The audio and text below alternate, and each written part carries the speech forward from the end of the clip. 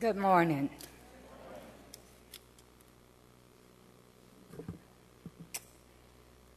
I don't really know how to begin, except for coming straight to you from my heart. My name is Vencina Cannady, and I'm a wife and a mother of 3. But before I became that wife, I was a single parent and a mother of 3 children. And we struggled, and we struggled, and we struggled. I came from a rooming house at 707 South Paramore. I was raised up in Paramore. I've seen a lot of changes that have taken place in Paramore at this time.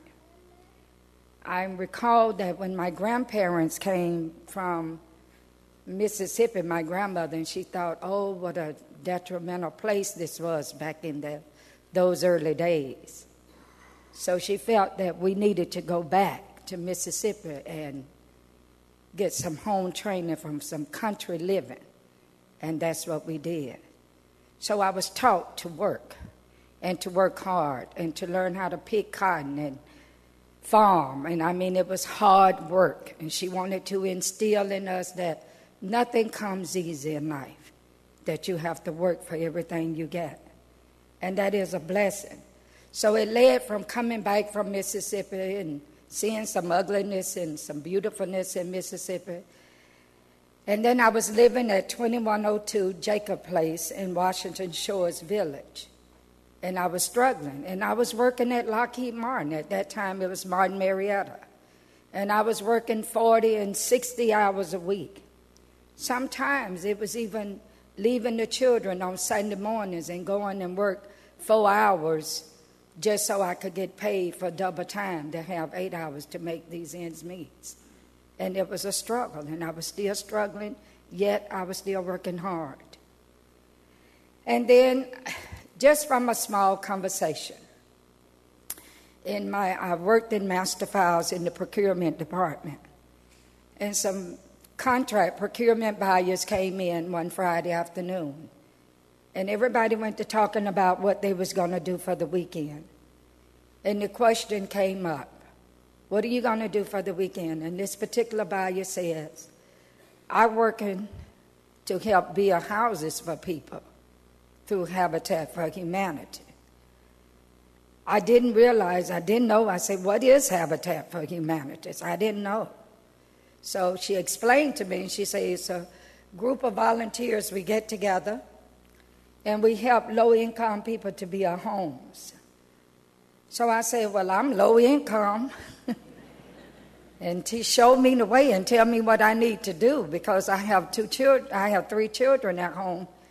And I'm working hard, and I'm still not able to make ends meet enough to purchase them a home.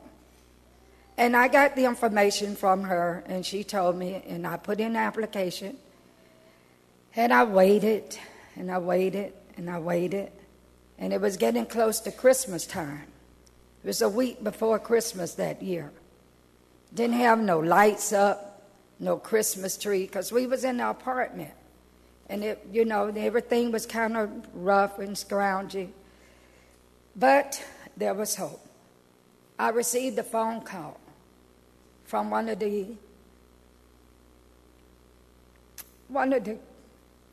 clients from Habita. I don't mean to cry, because I'm not a crybaby, and I'm a strong person. I'm taught to be strong.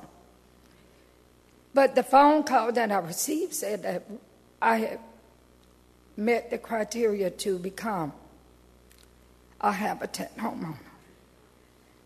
And I couldn't wait to get to the store the next day to go buy some lights, just to put up in the window of the apartment, and knowing that that was going to be my last year in that apartment for my children. We got our house. I thought about the ugliness that I saw in Mississippi at that time.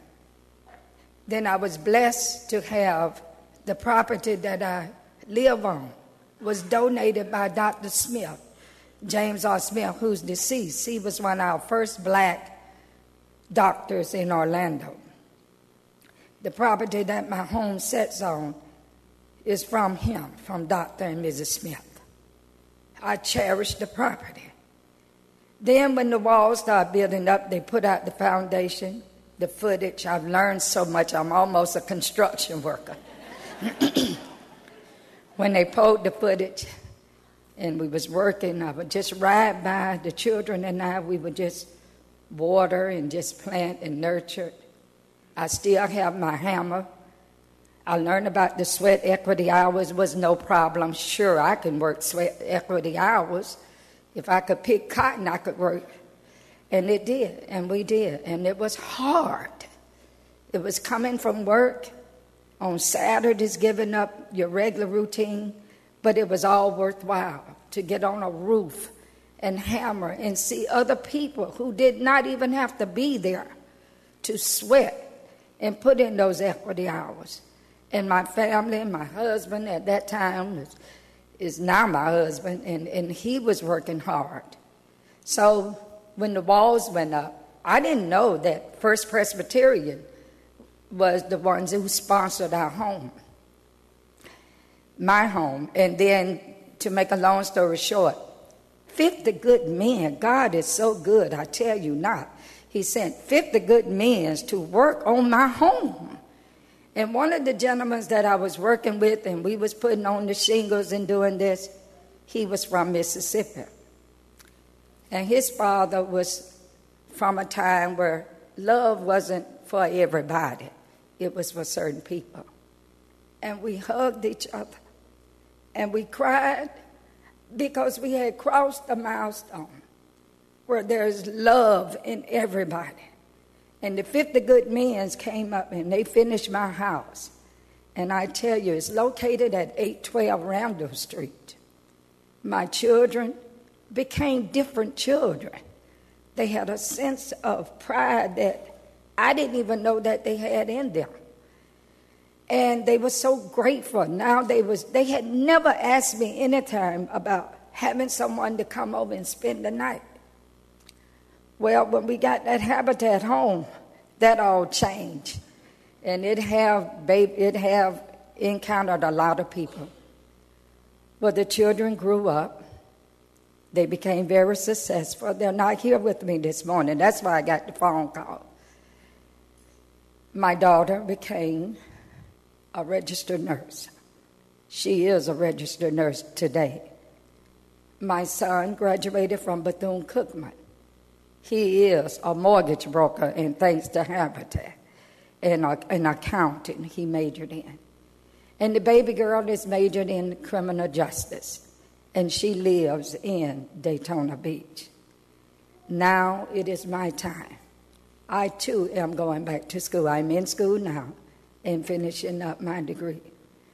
But I just want to close and say to you, those of you who have already diligently donated your time, your heart, you just don't know.